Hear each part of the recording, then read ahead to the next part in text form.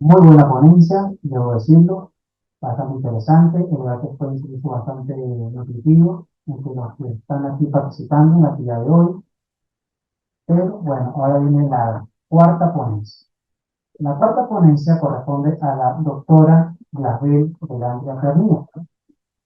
La doctora Glasbel es abogada egresada de la Universidad de los Andes y es doctora en ciencias organizacionales.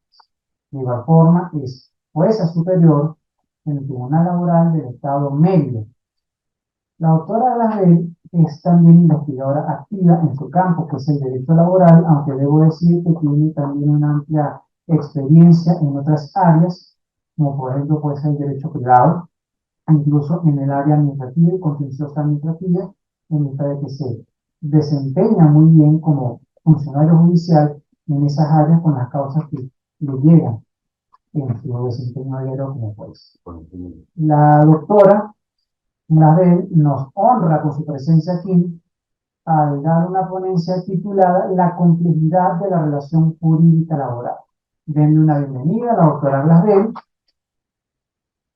y les dejo con esta formidable funcionaria del Poder Judicial.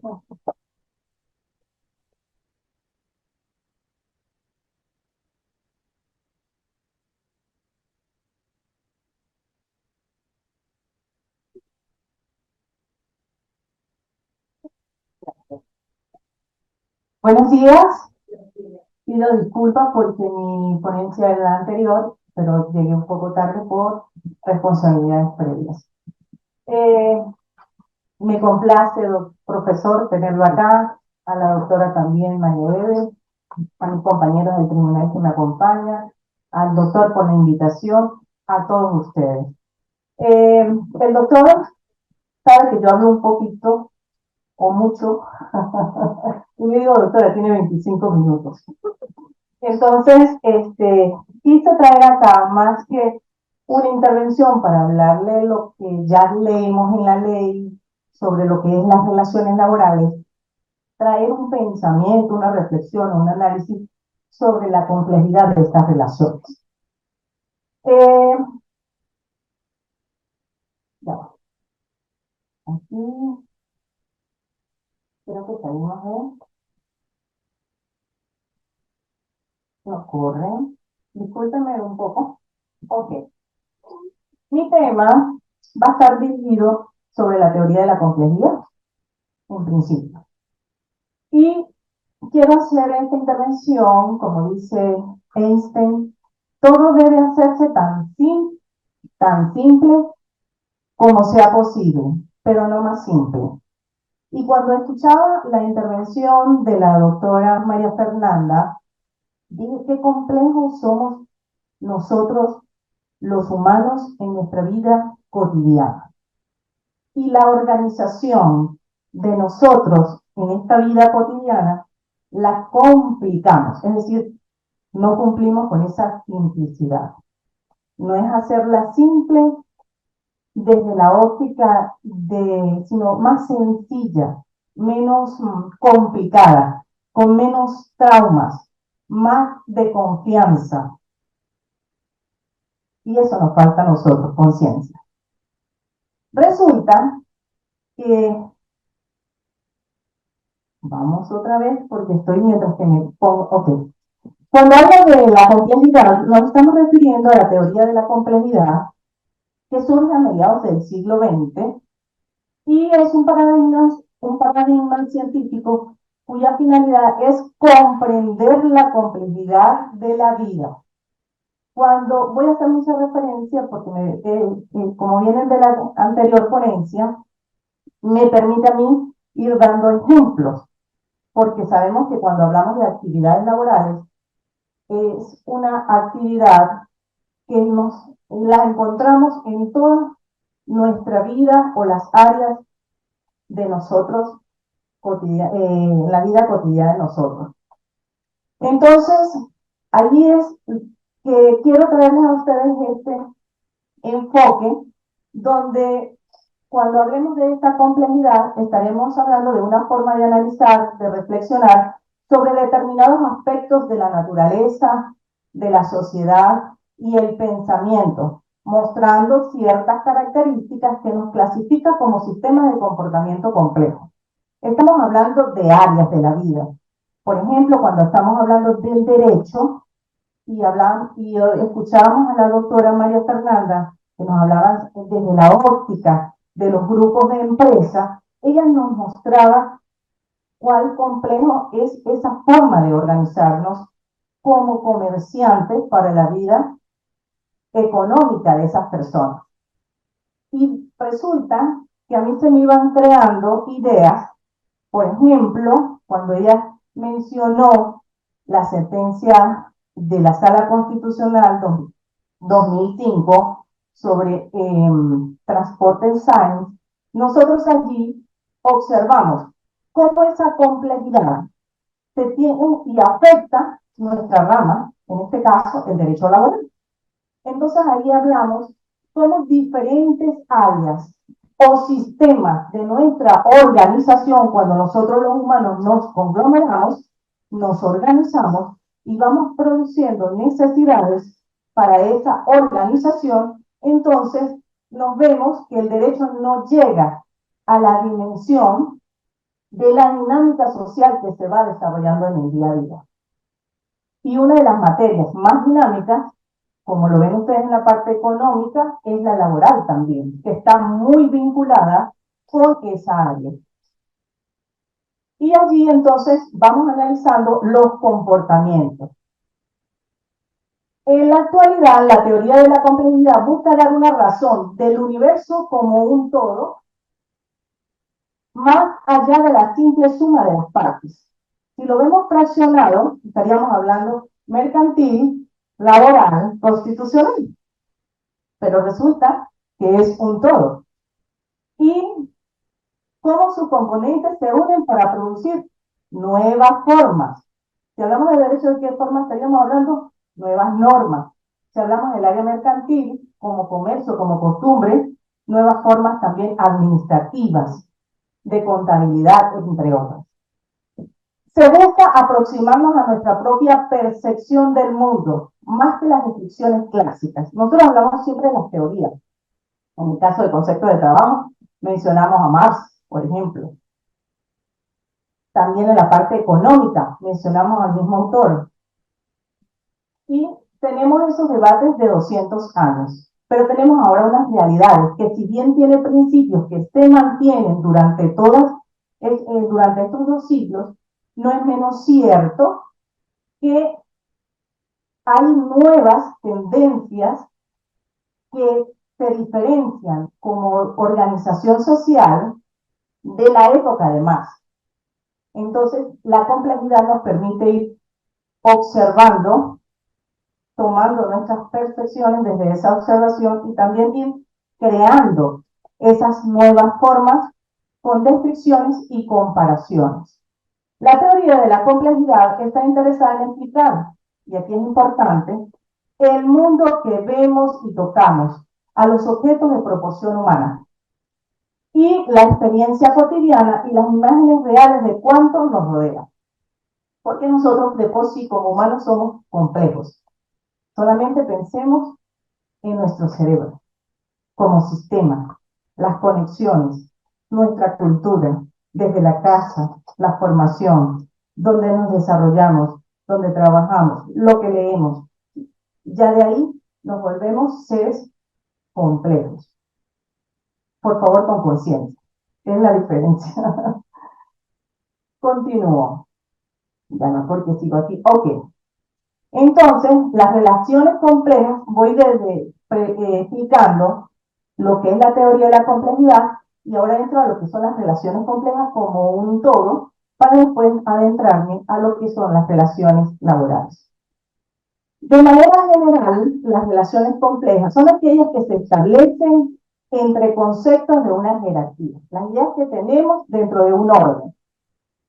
Estas relaciones son las propiedades que definen y caracterizan una idea, un concepto, y hacen posible diferenciarlo de los demás. Por ejemplo, el concepto de trabajo bajo dependencia, el concepto de grupo de empresas.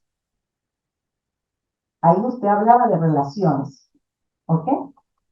Y eso que no entró en las relaciones laborales en los grupos de empresa. Y ahora con las nuevas dinámicas de los asesores de Caracas, que dice la doctora, que ya lo estoy escuchando mucho, sobre los grupos de empresas donde hay una participación accionaria de una empresa que domine, entonces la idea de que vamos a desintegrarlas o disolverlas a todas para llevarlas a una única empresa.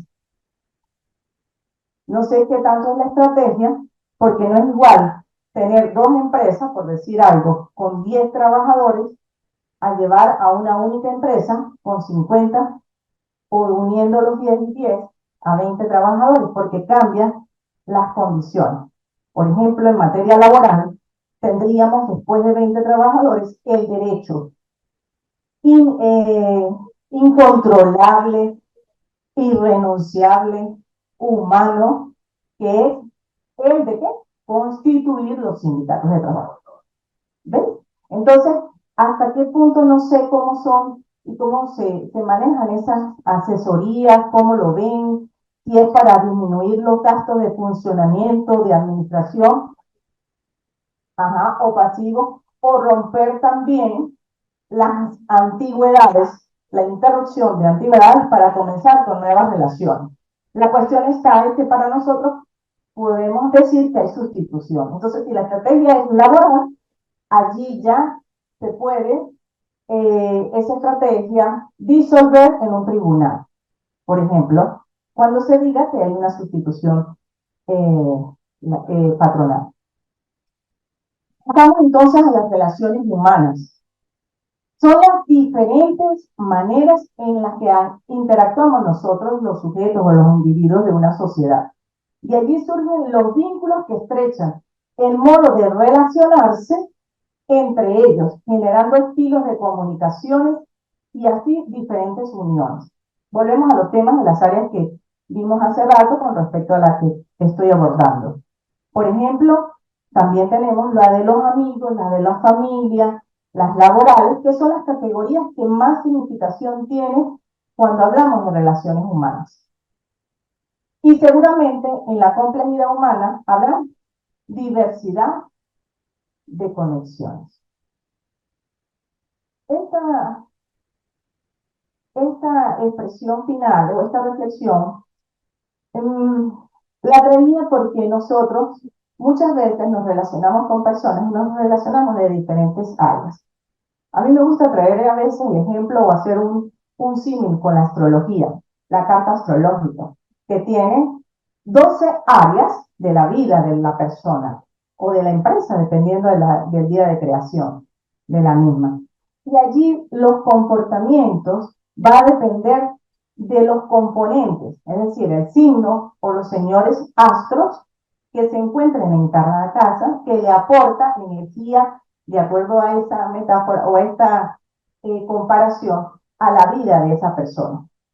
Así nos comportamos, no nos comportamos igual como humanos en la parte de la familia con mi hermano, incluso teniendo un hermano o 5 hermanos, los comportamientos no son iguales. Con mi hermana soy más cercana, con la otra más, le tengo más cuidado, ¿sí? Así somos. Y eso también se traslada al área, al área, saliéndonos del área familiar, al área laboral. No es igual mi comportamiento con el jefe, el presidente de la compañía, con la persona que nos ayuda y nos sirve el café, con la persona que tengo al lado todos los días. ¿Sí? Al señor le recordé algo al doctor, futuro abogado. Entonces, estas son las diversidades de conexiones y los efectos de esas conexiones de nosotros con las personas y las otras áreas donde nos desempeñamos. Entonces aquí ya entramos en concreto a mi área, la laboral, y la complejidad en que lo podemos fundamentar. Nosotros debemos comprender del todo que les vengo explicando que las relaciones laborales tienen una profundidad en ese tono, en ese todo, y que está relacionada de cómo se vinculan los empleadores con los trabajadores, incluso entre los mismos trabajadores, incluso la empresa con los, bueno, colaboradores y trabajadores los podemos manejar como sinónimos acá, pero voy a utilizar el término de colaboradores para referirme con aquellas personas que son nuestros proveedores en el proceso de producción, con el Estado en sus diferentes dimensiones o ramas públicas. Entonces, es comprender eso y ver la influencia que éstas tienen en el entorno social. Si nosotros revisamos nuestro marco jurídico, vamos a hallar en el artículo 3 de la Constitución los fines del Estado. Y dentro de esos fines nos dice que dos procesos son fundamentales para lograrlos, que es la educación y el trabajo. Eso no es algo sino que eso viene de la misma evolución y de la misma positivización de lo que es nuestro orden para tener una convivencia social armónica de bienestar para todos y por supuesto con paz y seguridad para todos, ¿sí? Ok, entonces, si vamos al concepto jurídico de relación, que no es lo que lo que quiero hacer énfasis, pero lo voy a tocar. La OIT, traigo la OIT, en términos generales nos dice que la relación de trabajo se establece cuando existe un vínculo jurídico entre una persona que realiza un trabajo y la persona en cuyo beneficio es realizado ese trabajo a cambio de una remuneración, bajo ciertas condiciones establecidas en la legislación y en las prácticas de los nacionales. La relación jurídica surge con el hecho real de que el trabajador se incorporó a trabajar, no porque lo haya contratado, indica que exista la relación. Si no se da la prestación del servicio, aunque exista el contrato escrito, no se materializa, no estaríamos hablando ya de una relación de trabajo. Entonces, no podemos confundir los dos conceptos porque los dos lo que hacen es complementarse. Tengo el contrato escrito, pero a su vez presto el servicio de manera personal y por esa prestación de servicio percibo una remuneración que es lo que denominamos salario de manera cotidiana. El concepto legal está en el artículo 53 de la Ley Orgánica del Trabajo de los Trabajadores y las Trabajadoras y allí es una presunción. Es decir, si yo no niego que exista esa vinculación, la norma me dice es laboral. Se presume que es laboral, salvo prueba en contrario. Hay las excepciones que la misma norma lo establece. Entonces, cuando queremos diferenciar dentro de la complejidad, tenemos ya tres características que son importantes, que es la prestación de servicio de manera personal, la ajenidad y subordinación o subordinación y el salario. Sin esos tres elementos no podemos indicar que estamos en una relación de carácter laboral bajo dependencia, porque podemos tener actividades laborales, pero son por cuenta propia. Por ejemplo, el médico en su consultorio que cobra una consulta, paga ese espacio, pero no tiene una vinculación de dependencia con la clínica. El abogado, cuando nos contratan por honorarios profesionales, y así todas las profesiones, por ejemplo. Resulta que cuando tenemos clarito el tema de que existe una relación de trabajo, no entramos en las zonas grises. En las zonas grises entramos, como en el caso Sáenz, cuando hay situaciones que no se sabe qué tipo de vinculación existe. Entonces, ¿qué hacen las normas?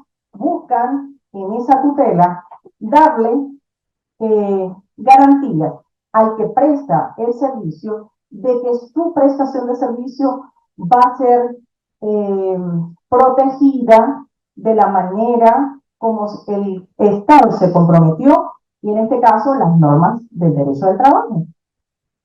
Cuando ya hablamos de las zonas grises es cuando se nos presentan las complejidades de las relaciones laborales.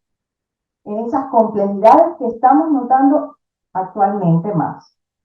y donde nosotros queremos desvirtuar también no solamente la vinculación o lo que nosotros llamamos de fraude o evadir las responsabilidades que nacen de esa relación laboral, sino que además queremos como trabajadores, porque estamos observando en la dinámica actual que los mismos trabajadores tienen pretensiones cuando van a una oferta de trabajo donde demandan trabajo, donde incluso hablan, por ejemplo, de que me pagas todo en dólares, lo que llamamos vulgarmente o el paqueteo, que ya es superado, que ya está prohibido, que ya hay decisiones. Y entonces exigen eso, por ejemplo. Entonces, ¿cómo dentro de esa complejidad de realidad social vamos distorsionando incluso a la protección misma que la ley establece, pero a su vez produce un desequilibrio? Alguien, no recuerdo dónde el autor, pero estaba leyendo sobre que nosotros los humanos buscamos estar muy equilibrados, ¿no? ¿Ah? Como un estado emocional perfecto, ¿sí? Porque se ríen. Ok. En la relación. Ajá. Bueno, nosotros tenemos dualidades, ¿sí? Y tenemos polaridad. Positivo, negativo, blanco, negro, luz, oscuridad. ¿Sí? Seco. Sesgos también tenemos, por supuesto. Dentro de esas dualidades está también el equilibrio y el desequilibrio. Igualmente el caos, la complejidad, ¿ok? Con el orden y el desorden.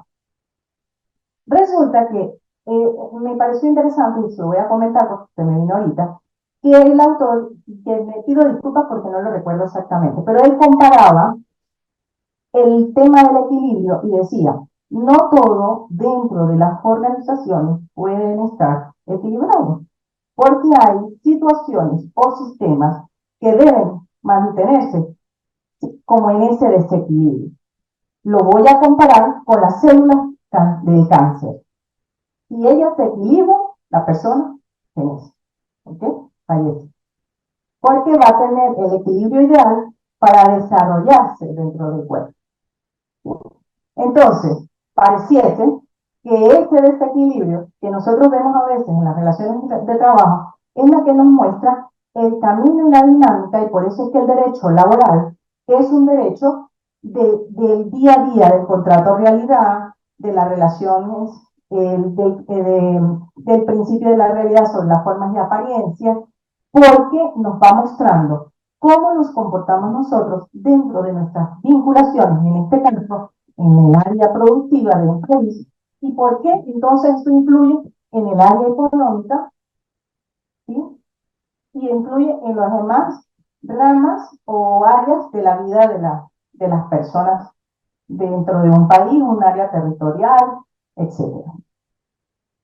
Bueno, para nosotros resolver estos temas de las zonas grises, tenemos el test de la laboralidad, que está en la jurisprudencia, tenemos el contrato realidad y, por supuesto, un contrato ilegal de trabajo está en la Constitución y en la ley como un contrato nulo. Cuando hablamos de relaciones laborales, debo irme entonces al espacio donde se desarrolla la misma, que es la entidad de trabajo.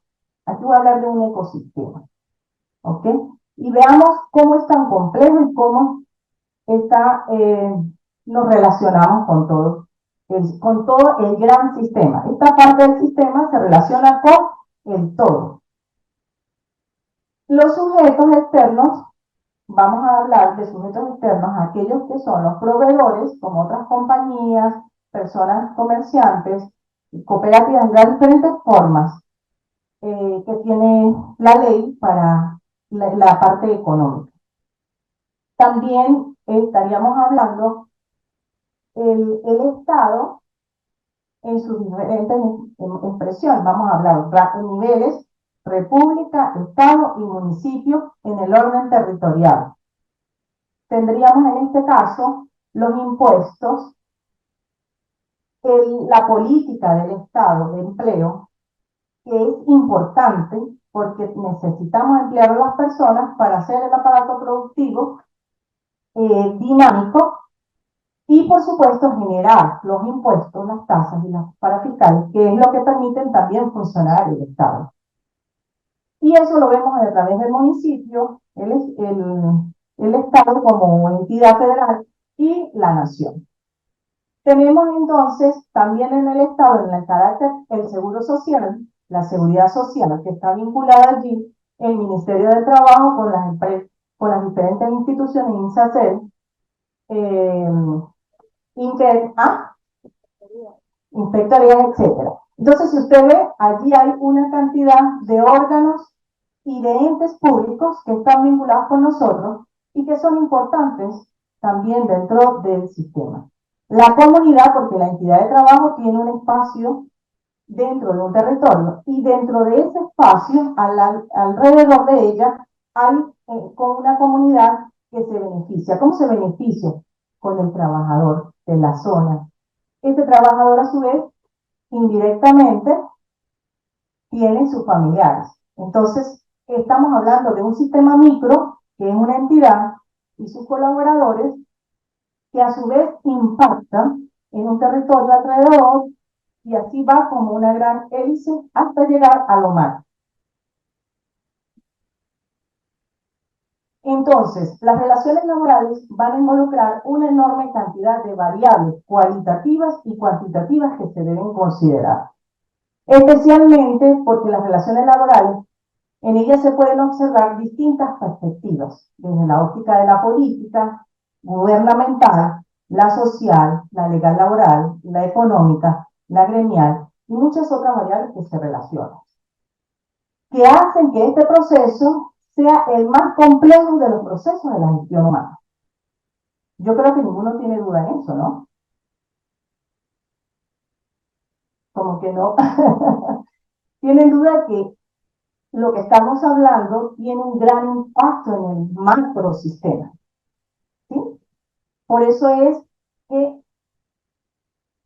tenemos que ir observando ese macrosistema e invitarlos a ustedes, porque sé que muchos de los que están acá también son investigadores, les gusta esta área, los que también son laboralistas, para ir observando cómo se están manejando en este momento las realidades en esta área.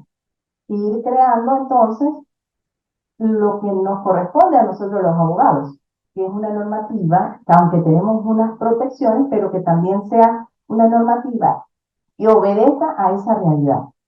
No estoy diciendo con esto que estemos desactualizados, sino que estoy diciendo que también hay cosas que hay que mirar, que no se están cumpliendo y que se necesitan cumplir, porque una situación de trabajadores como un accidente es también un macro problema, aunque lo veamos en uno solo trabajador. Y por eso es muy importante, por ejemplo, en nuestra área, la parte de seguridad y salud ocupacional. Nuevas formas de producción de prestaciones de servicio. ¿Qué tenemos hoy? Las nuevas tecnologías de información y comunicación, nuevas formas como es el trabajo a distancia o el teletrabajo, que es distinto a las otras formas, que no las vamos a confundir, y que a veces queremos llevar un cuadrado a un redondo, a un triángulo, y tratar de incrustarlos obligadamente, para decir no hay una relación de trabajo bajo dependencia, porque lo hace desde su casa, con una computadora suya, pero tiene las características iniciales. Relación bajo dependencia. Tenemos el metaverso, ya en la administración de justicia hablamos de administrar justicia en metaverso, ¿ok? Entonces ya no, la no presencialidad de las personas en las audiencias, esa también tiene que ver con la globalización. Y nosotros más los venezolanos que lo estamos viviendo con las personas que han migrado para otros países, que han tenido que resolver cuestiones jurídicas en nuestro territorio y hemos tenido que ir flexibilizando las formalidades estrictas que el derecho civil ordinario nos ha hecho ver que sin esas formalidades todas las actuaciones procesales son nulas. Y hemos visto que hemos tenido que reinventarnos, como lo han hecho los comerciantes, ¿okay? Para mantenerse ellos en la producción y nosotros administrar justicia con los valores que la debe caracterizar y dar respuesta. También tenemos las situaciones con el salario. Wow, este es un tema que a mí casi ya no me gusta ni hablar en estos espacios. ¿Por qué conseguimos recibos donde son 130 bolívares, que es el salario mínimo, y un bono de alimentación que supera, no sé, $300 en cambio o equivalente bolívar? Entonces, bueno, pero eso es una realidad. Y esto tiene que ver con esa complejidad. Cómo nos estamos moviendo en el área compleja de la economía, con el área de lo que yo exijo como trabajador, en mi relación con el empleador, y después cuando hay diferencias, busco tutela. ¿Sí? Mira cómo estamos, ¿no? Paso. Por favor, no me pregunten mucho sobre esto. No, bueno, los contratos inteligentes ahora. Hablamos de contratos inteligentes de trabajo. En una investigación que yo hice el año pasado, agosto del año pasado, yo preguntaba sobre los contratos inteligentes y lo hice en 3 sectores. Un sector de abogados, un sector de académicos y un sector de jueces. Y me sorprendió que la mayoría no tenían conocimiento sobre lo que es el contrato inteligente. Y estamos hablando de materia laboral. Entonces tenemos que irnos buscando esa información, porque eso también lo estamos viendo en las relaciones laborales, cuando nos contratamos, que ¿cuántos de ustedes buscan trabajo por internet? ¿Han buscado como una manera alternativa porque el salario no es suficiente? Ok, y consiguen esos tipos de contrataciones. De repente no las busca, pero te aparecen. Muchos contratos. Aparecen ¿Ya has entrado en un contrato de ellos? A ver, a leer lo que dice, cómo es la contratación, pues ellos se van, con los códigos, tú vas respondiendo y él se va procesando automáticamente. Y si usted cumple con lo que ellos requieren, automáticamente es contratado. Si no, no es. Entonces es una manera también de ver un problema a futuro de discriminación, de no acceso para muchas personas, ¿sí? Para los que no estén, pueden ser también acceso para otras, ¿sí? Pero tienen que estar dentro de esta nueva dinámica social. ¿Es complejo o no? Bueno, somos muy complejos los humanos, vamos creando cada vez cosas interesantes. Y bueno, ¿qué es importante? Evitar la filosofía de la autodestrucción de las relaciones entre entidades y las entidades vinculadas. Cuando yo estoy hablando de la filosofía aquí de autodestrucción es eso, no ver los sujetos de la relación de trabajo no se vean como enemigos, sino que son necesarios. Que las comunidades también apoyen el proceso productivo de la empresa que tiene y cuidar su permanencia. Que el Estado, a su vez, también contemple impuestos o tasas que sean acordes a la realidad económica del país. Bueno, esto es un macroestudio donde todos intervienen y que no debemos tener una filosofía de autodestrucción de esas relaciones.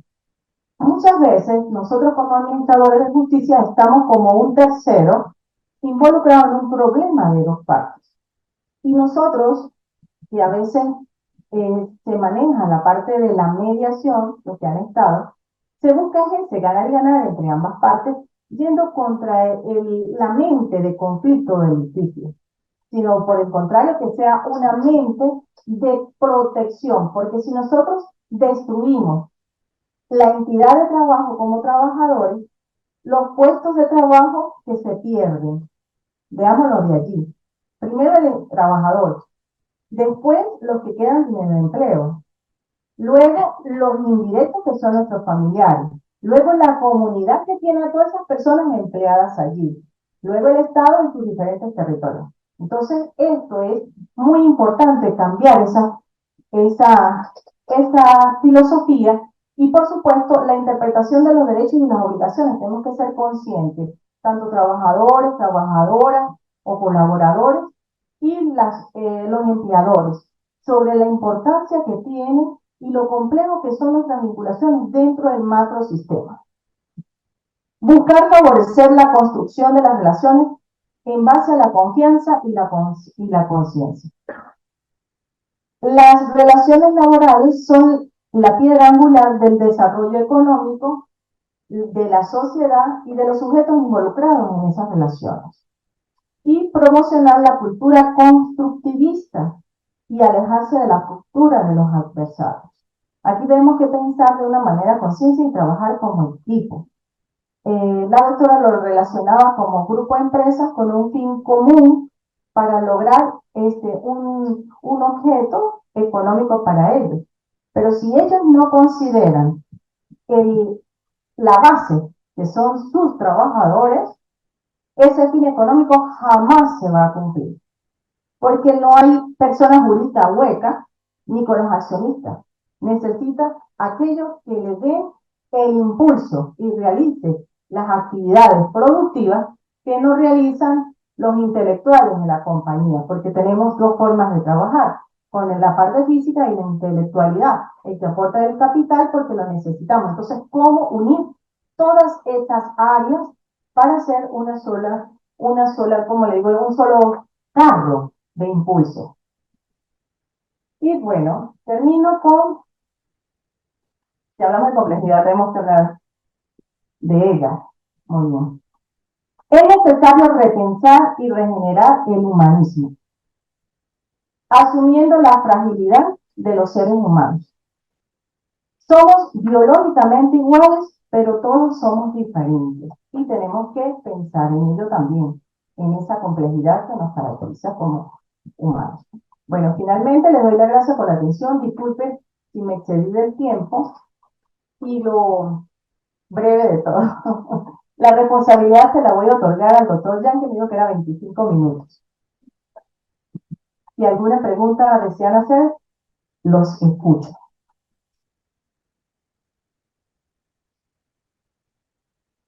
Yo creo que Pero, claro. aportar algo más. Okay. No, yo también quisiera aportar algo. Precisamente de la complejidad, es muy interesante la perspectiva que le dio. Además, nos cierra con un pensamiento tan positivo, con un mundo tan caótico en el que estamos viendo hoy en día. Precisamente esa complejidad laboral, cuando estamos viendo el fenómeno, siguiendo muy de cerca, está muy interesante. Elon Musk quiere instalar una empresa de las repúblicas, en Suecia. Suecia, el derecho laboral es un derecho colectivo. Allá todas las empresas se manejan con un sindicato y obligan a las transnacionales cuando van a pasar, invertir en el país como tal, tienen que respetar la figura de los sindicatos. Pero no quiere por nada del mundo constituir la empresa. El gobierno escandinavo está seguro de que es inversión al país pues, para la dinámica de la economía del país porque necesitan diversificar más la economía. Él va a invertir precisamente en el sector de telecomunicaciones. Y entonces está entrampado, ahí hay una relación compleja, mientras que el gobierno quiere que venga a invertir, el empresario que quiere imponer sus reglas, y los trabajadores dicen, no, tampoco las cosas son así, tenemos que respetarnos todos. Está muy duro ese tema ya, y la tendencia es que los trabajadores dicen, bueno, si tú no respetas, esto pues no se vaya, no necesitamos tu dinero. Y eso es lo que está pasando con las grandes transnacionales, con grupos económicos, que cuando quieren invertir para construir puertos, y ese problema está trayendo en China, cuando quieren invertir voy a hacer el puerto en Sri Lanka, y el Estado al final no pudo pagar la préstamo, y China se quedó controlando el puerto en Sri Lanka. Construyó ya una base militar en Etiopía, cerca de Hormuz, en el Mar Rojo, y también impuso como regla para negociar con un Estado que no quiere sindicatos con los trabajadores de contrato.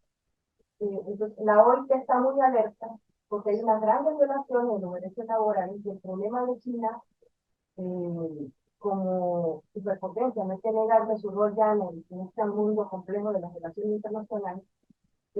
China no respeta lo que es la OIT, a China no le importan los derechos colectivos, Así no le importa los accidentes de trabajo y las condiciones medioambientales laborales, lo que le importa es el lucro, el liberalismo salvaje puro. Entonces, y es indudable con el dominio que está teniendo en el escenario económico mundial, y es peligroso que todos esos alcances que ha tenido el sistema occidental se pierdan por el efecto económico. Estos grupos societarios a veces venden esos principios de transparencia, de igualdad, con tal de tener un lucro. Eso es lo que estamos viendo con esa complejidad que se está dando en la dinámica económica mundial. Doctor, buenos días. Buenos En días. relación digamos, a la modalidad o al criterio jurídico que está manejando el tribunal en relación a los contratos inteligentes de trabajo, bien interesante en este mundo globalizado, más aún en nuestro país. ¿Qué criterios fundamentales que previo están establecidos en jurisprudencia maneja, digamos, el tribunal en relación a esa, digamos, a esa, valga la redundancia, relación patrono-trabajador? ¿Cuál es el criterio fundamental? Nosotros dentro del territorio nacional, voy a hablar de dos realidades. Nuestro territorio, que tiene una legislación, allí se establece cuáles son las características, vamos a decir, los requisitos que debe contener un contrato de trabajo. Yo pudiese contratar vía automática, pero debe tener todas las características, vamos, no es característica, todos los elementos que señala la ley para esa contratación. ¿Qué es el contrato inteligente? No es donde se establecen las condiciones, pero estas se van ejecutando de manera automática con código. Con algoritmos. Ajá, con algoritmos. Y la persona va indicando, ellos le van diciendo las condiciones y usted va indicando cuáles acepta y cuáles no. ¿Ok? No he visto yo acá en Venezuela que una empresa haya desarrollado una contratación con esta forma, mantiene la forma clásica, que viene el trabajador, viene la entrevista, le da la selección y en este caso suscriben el contrato o lo hacen vía digital. Tú estás en Caracas, necesito que me prestes el servicio, vas a estar con teletrabajo, yo te envío el contrato, lo revisas y si estás de acuerdo, contratas pero desarrollándolo como un contrato que se vaya con los algoritmos y se desarrolle de manera automática con el sistema, no he visto acá. Afuera sí se ven más para un tipo de contrataciones, pero más que ser bajo dependencia son otro tipo de contrataciones que son para profesionales, algún ingeniero, un arquitecto que quiera desarrollar algún proyecto que estén requiriendo traductores, ¿sí? Y le dicen cuáles son las condiciones y la persona va indicando si las acepta o no. ¿Ok? Pero hay que diferenciar esa dos situaciones. Cuando nosotros hablamos del contrato inteligente, estamos hablando de una manera generalizada, pero que tenemos que ir visualizando, como dijo la doctora, los abogados miramos más allá, que si tenemos las nuevas tecnologías de información y comunicación y vamos viendo que las tendencias van hacia allí, pues nosotros tenemos que ir tomando previsiones. Nosotros no, en materia de teletrabajo, es muy poco lo que se ha, o lo mejor dicho, se condicionó a una otra norma desarrollar esta modalidad de trabajo y aún estamos en un proceso de construcción, porque cuando hablamos de condiciones de seguridad y salud ocupacional, cómo se va a manejar en esos espacios y en esas relaciones esas condiciones. Si la persona va a estar en su propio reino, vamos a decirlo así, su hogar, su casa, o de otro espacio donde le sea fácil con su computadora trabajando, ¿sí? Entonces, ahí hay una realidad con ese trabajador distinta al que va al sitio de trabajo, que tiene un trayecto y que tiene unas condiciones de prestación de servicios ya controladas por el propio empleador, porque allá no las controla el empleador, ¿sí? Entonces, como ven, vamos construyendo, ¿sí? Por eso hablamos de complejidades. Y ya, a medida que vamos avanzando, vamos viendo más cosas que se van agregando Y como dijo la doctora, igual que ustedes resuelven por principios, nosotros cuando el derecho no lo tiene establecido, resolvemos por principios. ¿Sí?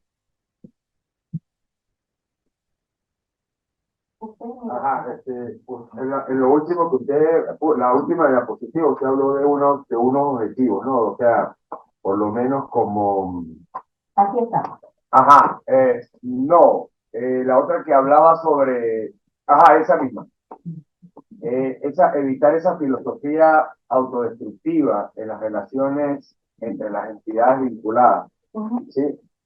Y ya en ciertas áreas, por lo menos en las áreas, ciertas áreas de la política, alguna preparación que estoy, algunas cositas que estoy mirando también, ya ellos, ya las personas que están proponiendo mejores, o sea, de acuerdo a eso, de acuerdo a ese principio, esos principios, o como una sugerencia, está el no verse más como parte, sino más como actores, ¿no? O sea, para que no haya aquel tipo De enfrentamiento. enfrentamiento que usted hablaba, ¿no? Pero aquí me refiero, no, hace algunos días atrás estuvimos también en una ponencia de filosofía jurídica laboral, aquí de hecho allá arriba en el Río Belande, y entonces,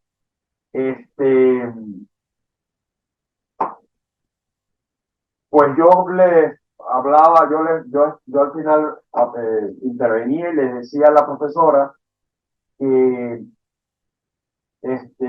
cómo no proporcionar una cultura, cómo proporcionar una cultura constructiva, ¿verdad? Así como la que está ya la última parte, ¿verdad? ¿Sí? Ajá.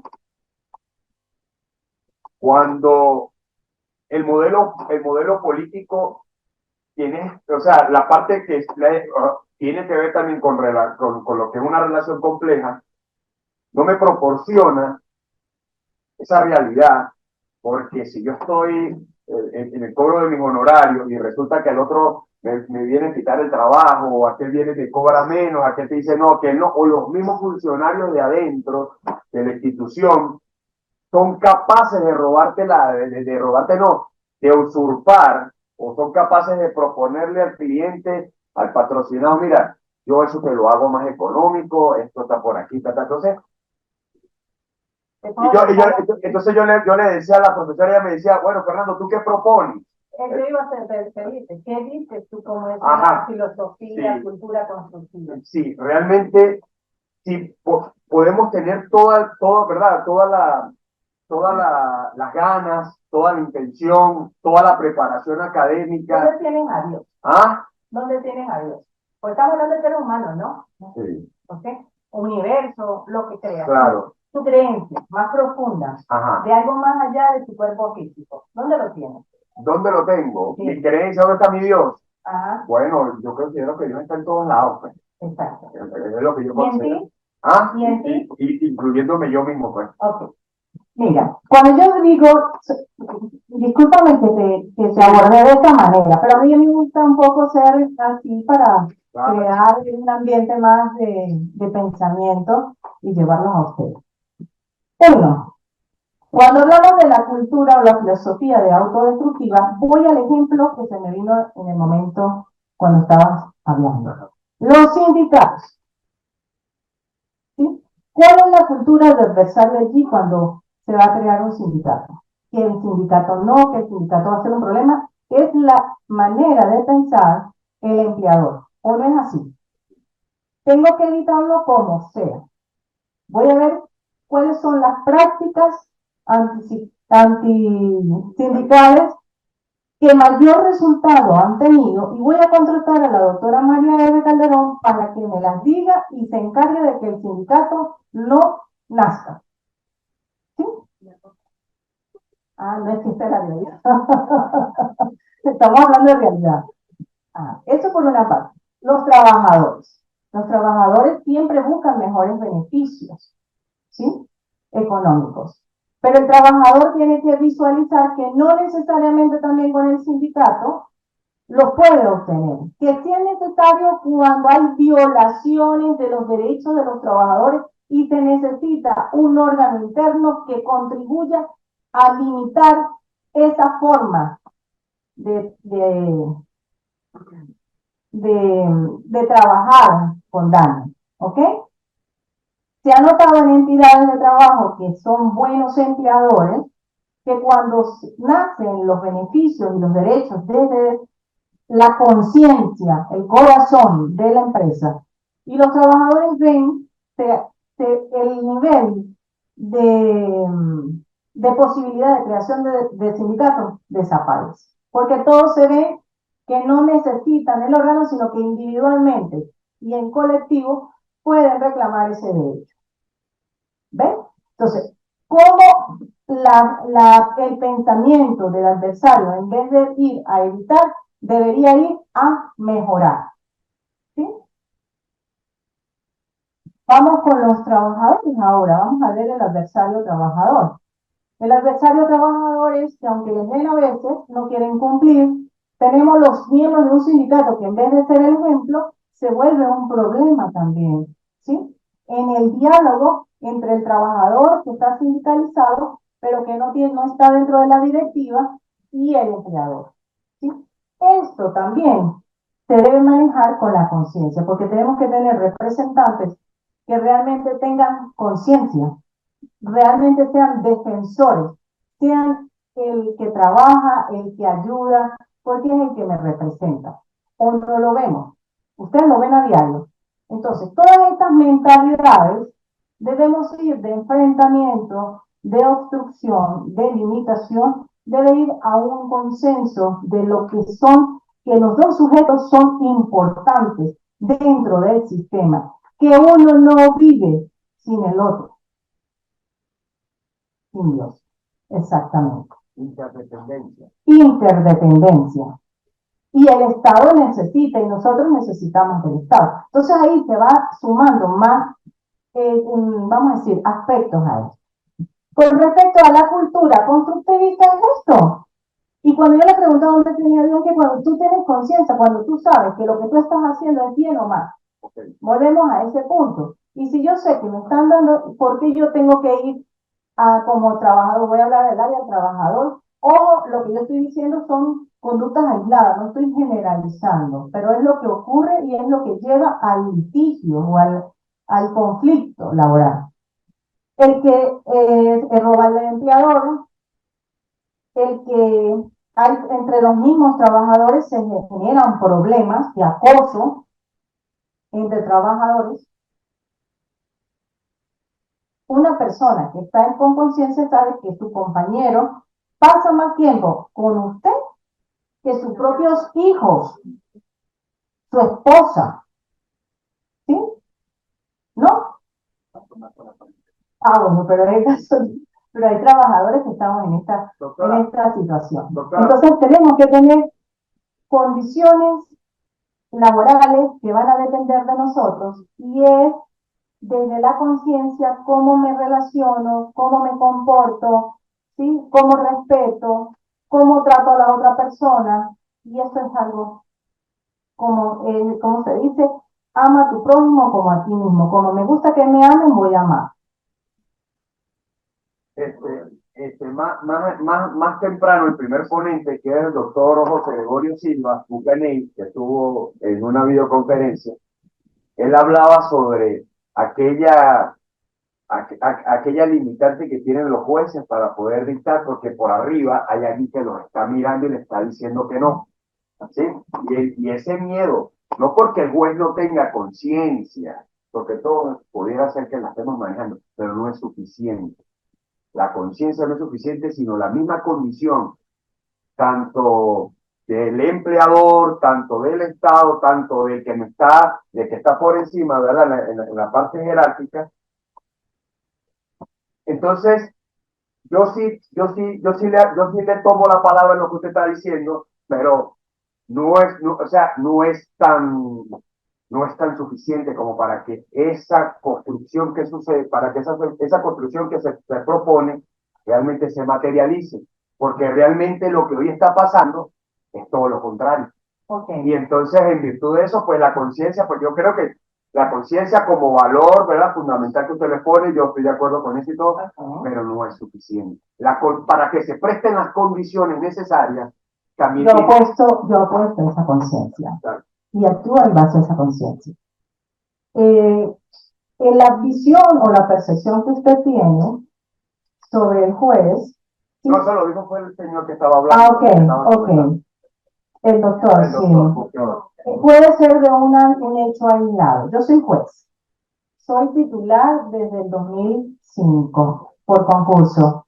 Creo que entre todos los jueces de la República, que somos más o menos 4.000, yo puedo ser el 0.001% de titular.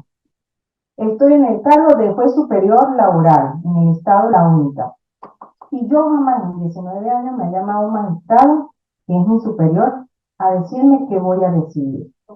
¿Sí? Yo. Hay que diferenciar dos cosas que la gente no sabe diferenciar del Poder Judicial. Los jueces como trabajadores dependientes. ¿Sí? Los jueces como trabajadores dependientes.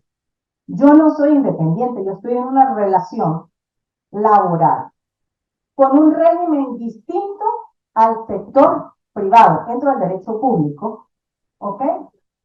Judicial, porque ni siquiera es funcionalidad de la administración pública. Nosotros tenemos un régimen especial, ¿ok? Dentro de esa relación laboral bajo dependencia, como trabajadora judicial, yo tengo unas obligaciones legales. La primera es que yo debo cumplir un horario. La segunda es que yo debo abrir el despacho, a excepción que se generen algunas circunstancias que debo motivar. La tercera es que yo debo ir todos los días a trabajar, o sea, no el horario, sino que todos los días vayan, jornada y horario, despacho. Yo debo tener un comportamiento acorde porque la ley me lo exige, ¿sí? Usted no va a querer tener una persona de mal ejemplo que le administre y le diga que usted se equivocó y que yo le tenga que decir que lo condeno. Entonces tenemos que tener una conducta moral y ética adecuada. ¿Ok? La otra cuestión es que conozca, pero eso ya no tiene que ver con el área de dependencia, sino con el área jurisdiccional. El poder de administrar justicia es mío. La investidura es mía, no es del magistrado. Él tiene su propia investidura y los de juicio tienen su propia investidura. El doctor Omar Alfredo Mora Díaz, que es mi maestro y que diseñó los tribunales laborales, que ya no está en este plano, dijo una vez: el juez en el ejercicio de la jurisdicción, porque es su poder, debe ser valiente. Pero la valentía no es que me voy a enfrentar ni te voy a insultar. Es valiente con el conocimiento, con el saber decir el por qué esto y por qué no. ¿Qué tenemos? Una cultura en Venezuela de que no enfrentamos las responsabilidades, que es otra cosa. Si yo soy juez y yo digo que mi superior jerárquico me llamó, yo no tengo ni la mínima idea del poder que tengo. Me indicieron de un poder que yo lo estoy trasladando a una persona, pero cuando me saquen presa es a mí, no a esa persona. ¿Sí? Entonces, ya de ahí entendemos que no tiene el conocimiento para estar allí, no tiene lo que se llama la capacidad subjetiva para ser juez, y la objetiva, por supuesto, de entender su función. Entonces, ¿qué ocurre? Yo les digo a las personas: si yo he visto una decisión y va a la sala de casación social, ¿para qué me van a llamar si ellos pueden modificar todo lo que quieran? ¿Para qué yo voy a llamar como superior jerárquico a los de juicio y a los de sustanciación para que hagan lo que yo digo, si yo soy segunda instancia y cuando me sube el expediente yo lo acomodo como yo quiera? Yo estoy hablando, yo no lo hago como yo quiera, yo lo hago con principio, pero estoy hablando de esa persona. Entonces es más fácil decir: me llamaron para hacer, en vez de enfrentar lo que a mí me toca enfrentar por lo que fijo, ¿sí? Entonces ahí tenemos que nosotros también, dentro del sistema, crear conciencia